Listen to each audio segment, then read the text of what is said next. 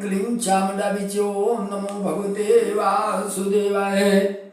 मित्रों, मैं रामोद पांडे शास्त्री आज कुमारी वैष्णवी चैनल से आप लोगों के समक्ष श्रीमद् देवी भागवत पुराण स्कंद 7 से 8वां अध्याय प्रस्तुत करने जा रहा हूँ, जिसमें महाराज रेवत की कथा प्रस्तुत है। जन्मेजय उवाच संशयोऽयं महान् ब्रह्मन् वर्तते मम मानसे ब्रह्मलोकं गतो राजा रेवती संयुक्तं स्वयं मया पूर्वं सुतकृतस्नं ब्रह्मणेभ्यः कथान्तरे ब्राह्मणो ब्रह्म विच्छान्ति ब्रह्मलोकं अवाप्नुयात्। राजा रेवत ब्रह्मलोक चले जा रहे हैं, इसलिए उनकी सुपुत्री रेवती के लिए विवाह हेतु परामर्श करने के लिए राजा कथम गतस्तत्र रेवती संयुक्तं स्वयं सत्यलोके अति दुष्प्राप्ये भूलोकादिति संशयः मृतं स्वर्गम् आप्नोति सर्वशास्त्रेषु निर्णयः मानुषेण तु देहेन ब्रह्मलोके गति कथमं स्वर्गात् पुनः कथं लोके मानुषे जायते गतिः एतन्मे संशयं विद्वच्छेदरहस्ये साम्प्रतं यथा राजा गतः तत्र प्रदष्टुकाम प्रजापतिः। अब ये महाराज रेवत अपनी कन्या के लिए वर पूछने की इच्छा से ब्रह्मलोक जाते हैं, इस संदेह को दूर करने के लिए कि आप बताइए इस समय मेरे इस संदेह को दूर करने की कृपा करें, ताकि मैं विधिवत अपनी पुत्री रेवती की शादी कर सकूं। मेरोस्तु शीघ्रो राजन सर्वे लोका प्रतिष्ठिता इंद्रलोके वही लोको याच संयमी पुरे तथैव सत्य लोकस्य कैलासस्य तथा पुनः वैकुंठस्य पुनस्तत्र वैष्णव पदम उच्यते यथा यथार्जुनः शक्रलोके गतः पार्थो धनुर्धर पंचवर्षाणि कौन्तेय स्थित तत्र सुरालये मानुषेणैव देहेन वासवस्य च सन्निधौ तथा एवान्य अपि भूपालाक कुत्सस्थ प्रमुखा किल स्वर्गलोके गतयः पश्चात् दैत्याश्चापि महाबलः जित्वेन्द्र सदनं प्राप्य संस्थिता तत्र कामतः महाभीषं पुरा राजा ब्रह्मलोके गतः स्वराट्यः आगच्छन्तु नृपो गंगाम् अपश्यत अति सुंदरम वायुना अंबरम यास्तो देवाद अपहृतं नृपं केचिदं नग्ना निपेडाथ दृष्टा च सुंदरी तथा स्मृतं चकार कामार्तं सा च किंचिद जहास्वै ब्रह्मणाथौ तथा दृष्टौ शक्तौ जातौ वसुंधरा। पूर्व काल में महाराज महाभीष्म भी ब्रह्मलोक गए थे। कुंदरेश ने परम सुंदरी गंगा जी को आते देखा। हे राजन, उस समय धैर्य योग से वायु ने उनके वस्त्र उड़ा दिए, जिससे राजा ने उस सुंदरी गंगा को कुछ अनावृत अवस्था में देख लिया। इस पर काम से व्यथित राजा मुस्काने लगे और गंगा जी भी हंस पड़ी। उस समय ब्रह्मा जी ने उन दोनों को देख लिया और श्राप दे दिया, जिससे उन दोनों को पृथ्वी पर जन्म लेना पड़ा। दैत्यों और दानों से पीड़ित सभी देवताओं ने भी वैकुंठ धाम में जाकर के कमलाकांत जगतपति भगवान विष्णु की स्तुति की। वैकुंठोऽपि सुरा सर्वे पीडिता दैत्यदानवे दत्त्वा हरे जगन्नाथं स्तुतिं कमलापतिं सन्देहो नात्र कर्तव्य सर्वथा निपसत्मः गम्या सर्वे अपि लोका आश्नुमानवानां नराधिपः अवश्यं कृतपुण्यानां तापसानां नराधिपः पुण्य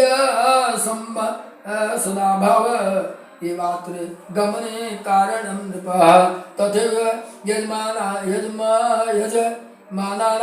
यज्ञेन भाविता आत्मजः जन्मे उवाच रेवतो रेवतीं कन्यां गृहीत्वा चारुलोचनं ब्रह्मलोके गतः पश्चात् किं कृतं तेन बुभुजा ब्रह्मणा किं समादिष्टं कस्मै दत्ता सुता पुनः तत्सर्वं विस्तारात् ब्रह्मन् कथयत्वं मयाधुना। बड़ा विस्तार पूर्वक पुत्री किसको सौंपी हे ब्रह्मन, वह आप इन सब बातों को विस्तार पूर्वक मुझसे बताइए। व्यास उवाच निशामय महीपाल है राजा रेवत कह खिल पुत्रावरम परिप्रष्टुम ब्रह्मलोकम गता यदा आवर्तमाने गंधर्वे स्थितो लब्ध क्षण क्षणम शृण्वन्तं तृप्य दृष्टात्मा सभायां तु सगण्यकः समाप्ते तत्र गंधर्वे प्रणम्य परमेश्वरः दर्शयित्वा सुतां तस्मै स्वाभिप्रातिनिवेदयेत्। महिपाल सुनिए, जब राजा रेवत अपनी पुत्री के वर के विषय में पूछने के लिए ब्रह्मलोक पहुंचे, उस समय गंधर्व लोगों का संगीत हो रहा था। वे अपनी कन्या के साथ कुछ देर तक सभा में रुक करके संगीत सुने। गंधर्वों का संगीत समाप्त हो जाने पर परमेश्वर ब्रह्मा को प्रणाम करके उन्हें अपनी कन्या रेवती को दिखा करके अपना आशय प्रकट किया। राजा बोले, हे देवेश, यह कन्या मेरी पुत्री, मैं इसे किसको प्रदान करूं? राजा वाच वरम कथम देवेश कन्येयं मम पुत्रिका देवा तस्मै मया ब्रह्मं द्रष्टुं त्वां समुपगता बहु राजपुत्रा मे वीक्षिता कुलसंभवा कस्मिंश्चित् न मे मनः कामं न उपतिष्ठति च वल्लभं तस्मात् त्वां देवदेवेशं प्रष्टुम् अत्र आगतोऽस्मि अहम्। तदा ज्ञापय सर्वज्ञः योग्यं राजसुतं वरं कुलीनं बलवन्तं च सर्वलक्षण संयुक्तं दातारं धर्मशीलं च राजपुत्रं समादिशं। ब्रह्मा जी से कह डाले, भगवान, मैं अपनी पुत्री की शादी के लिए आपके समीप आया हूँ। मैंने बहुत से राजकुमार देखे, लेकिन मेरे मन को शांति नहीं हुई, इसलिए मैं आपके पास चला आया। व्यास उवाच तदा कर्णं जगत्कर्ता वचनं नृपते तदा तम उवाच हंसवाक्यं दृष्ट्वा कालस्य पर्यनम्। व्यास जी के माध्यम से कहते हैं, राजा की बात सुनकर के जगत की रचना करने वाले ब्रह्मा जी कार्य पर्यक ब्रह्मलोक के थोड़े समय में पृथ्वी का बड़ा लंबा समय बीता हुआ देखकर हंस करके उनसे कहने लगे। ब्रह्मा जी क्या कहते हैं, राजपुत्रा त्वया राजन बरा में हृदय कृता ग्रस्ता कालेन्ते सर्वे पितृपौत्र बांधवा सप्तविंशातमी यद्यैव द्वापरस्तु प्रवर्तते वंशजास्ते मृता सर्वे पुरी दैत्य विलुण्ठिता सोमवंश उद्भव तत्र राजा राज्यं प्रशस्ति। हे राजन, आपने अपने हृदय में जिन राजकुमारों को वर के रूप में समझ रखा था, ये सब के सब पुत्र पौत्र तथा बंधुओं समेत काल कवलित हो चुके हैं। इस समय वहां 27वां द्वापर चल रहा है। आपके सभी वंशज मृत हो चुके हैं। और दैत्यों ने आपकी पूरी भी विनिष्ट कर दी है। इस समय वहां चंद्रवंशी राजा शासन कर रहे हैं। अब मथुरा नाम से प्रसिद्ध उस पुरी में अधिपति के रूप में उग्रसेन विख्यात है। यथाति वंश में उत्पन्न वे उग्रसेन संपूर्ण मथुरा मंडल में के नरेश। उन महाराज उग्रसेन का एक कंस नामक पुत्र हुआ, जो महान बलशाली तथा देवताओं से द्वेष रखने वाला, राजाओं में सबसे अधिक मदोन्मत्त उस दानवंशी कंस ने अपने पिता के भी कारागार में डाल दिया था। उग्रसेन इति ख्यातो मथुराधिपति किल आदि वंश संभूतो तदा मथुरमंडले उग्रसेन आत्मजा कंस स्वदेशी महाबलः दैत्यांशो पितरंशो अपि कारागारं नवेशयत स्वयं राज्यं चकारासौ नृपाणां मदगर्वितः मेदिनीं चाति भारार्था ब्रह्मांडं शरणं गता दुष्टराजन् सैन्यानां वारेणाति समाकुला अंशावतारण तत्र गतितं सुरसप्तमैः वासुदेवः समुत्पन्न कृष्ण कमललोचनं देवक्यां देवरूपिण्यां जो असुनारायणो मुनिः ततश्चकार अदुसाध्यं धर्मपुत्रं सनातनं गंगातीरे नरसख पुण्ये बराबर बदरिकाश्रमे सो अवतीर्णे यदकुले वासुदेव अपि विश्रुतः ते नासो नियत पाप कंस कृष्णेन सप्तमः उग्रसेनाय राज्यं वै दत्तं हत्वा खलं सुतं कंसस्य ससुर पापो जरासन्धो महाबलः आगत्य मथुरा क्रोधा आचकार शङ्करं मुधा क्रोधा चकारं शङ्करं मुधा कृष्णो नाशौ जितः शङ्खे जरासन्धो महाबलः प्रेष्यामास युद्धाय सबलं यवनं गतः श्रुत्वा श्रान्तं महाशूरं ससैन्यं यवनाधिपम् कृष्णास्तु मथुरा त्यक्त्वा पुरीं द्वारावतीं गतं प्रभग्नातां पुरीं कृष्ण शिल्पीभिः संगतैः कार्यावास दुर्गाढ्याम्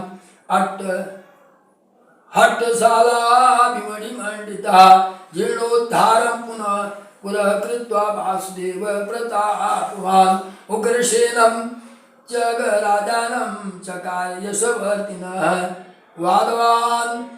यादवान् स्थापनमासाय द्वारवत्यां यदुत्तमं वासुदेवस्तु तत्राद्य वर्तते बान्धवैः। वहाँ की सारी स्थिति को ब्रह्मा जी ने बताना शुरू कर दिया। सनातन धर्मपुरी नर सखा नारायण मुनि बद्रिका आश्रम में गंगा के तट पर अत्यंत कठोर तपस्या की थी। वे भी यदुकुल में अवतार लेकर के वासुदेव नाम से विख्यात हुए। महाभाग उन्हीं वासुदेव भगवान श्री कृष्ण ने पापी कंस का संहार किया। कंस का ससुर जरासंध महान बलशाली तथा पापी था। सारी दुनिया इसको जानती है। महापराक्रमी यवनाधिप काल यवन को सेना सहित आता सुन करके कृष्ण मथुरा छोड़ करके द्वारका चले गए। भगवान श्री कृष्ण कुशल शिल्पियों के द्वारा बड़े बड़े दुर्ग तथा बाजारों से सुशोभित उस नष्ट भ्रष्ट पुरी का पुनः निर्माण कराया। उस पुरी का जीर्णोद्धार करके प्रतापी श्री कृष्ण उग्रसेन को वहां का अपना आज्ञाकारी राजा बनाया। तत्पश्चात यदुश्रेष्ठ श्री कृष्ण उस द्वारकापुरी में यादवों की भली भांति बसाया। इस समय वे वासुदेव अपने बंधु बांधवों के साथ उस द्वारिका में रह रहे। तस्याग्रज स विख्यातो बलदेवो हलायुध शेषांशो मुसली वीरो बरो वस्तु तव सम्मतः संकर्षणाय देहासु कन्या कमलालोचनां रेवतीं बलभद्राय विवाह विधिना गतः। अब आप वैवाहिक विधि के अनुसार शीघ्र ही संकर्षण बलराम को कमल के समान नेत्र वाले अपनी कन्या रेवती को सौंप दीजिए। हे मुनि श्रेष्ठ, उन कन्या को प्रदान कर आप तप करने के लिए देवोद्यान बद्र का आश्रम चले जाइए, क्योंकि तप मनुष्यों की सारी अभिलाषाएं पूरी कर देता है। व्यासोवाच इति राजा समादिष्टो ब्रह्मणा पद्मयोनिना जगाम तरसा राजन द्वारिकां कन्यान्विता ददोसा बलदेवाय कन्या वै शुभ लक्षणां ततः तत्त्वा तपः तीव्रं निपतिं कालपर्ये जगाम त्रिदशावासं त्यक्त्वा देहं शरीरतटे। पद्मयोनि ब्रह्मा जी से यह आदेश प्राप्त कर राजा देव रेवत अपनी कन्या के साथ शीघ्र ही द्वारिका चले गए। वहां उन्होंने बलराम जी को शुभ लक्षणों से संपन्न अपनी पुत्री सौंप दी। उनके बाद सुदीर्घ काल तक कठोर तपस्या करके वे राजा रेवत नदी के तट पर अपना शरीर त्याग कर देवलोक चले गए। राजोवाच भगवन् महदाश्चर्यं भवतां समुदाहृतं रेवस्तु स्थिता तत्र ब्रह्मलोके सुतार्धतः युगानां च गतं च शतमष्टोत्तरं किल कन्यावृद्धा च संजाता राजा वातितरानुकिम् एतावन्तः तथा कालमायु पूर्णं तयो कथम्। आपने यह जो महान आश्चर्यजनक बात कही कि राजा रेवत कन्या के योग्य वर जानने के लिए उद्देश्य से ब्रह्मलोक चले गए। उनके वहां ठहरे हुए 108 युग बीत गए, तब तक वह कन्या तथा ये राजा वृद्ध हो क्यों नहीं हुए, अथवा अपने दीर्घ समय का पूर्ण आयु ही उन्हें कैसे प्राप्त हुई। व्यासोवाच न जरा क्षिति पिपासा या च मृत्युर्न भयं पुनः न तु ग्लानि प्रभवन्ति ब्रह्मलोके सदा नघ। ब्रह्मलोक में भूख प्यास एवं आयु वृद्धावस्था आदि का कोई भय नहीं है। मेरुकतः सर्याति संतति राक्षसै हता गता कुशस्थली त्यक्त्वा भयभीता इतस्ततः। राजा रेवत वहां से सुमेरु पर्वत पर चले गए। राक्षसों ने सर्याति वंश को संततियों को नष्ट कर डाला। वहां के सभी लोग भयभीत होकर के कुशस्थली छोड़कर इधर उधर चले गए। मनोजस्य क्षुवतः पुत्र उत्पन्न वीर्य वत्तरा इक्ष्वाकु रीति विख्याता असूर्य वंश कर स्तुतः। कुछ समय के पश्चात क्षुव नामक मनु ने एक परम तेजस्वी पुत्र उत्पन्न किया। इक्ष्वाकु नाम से विख्यात ये ही सूर्य वंश के प्रवर्तक माने गए।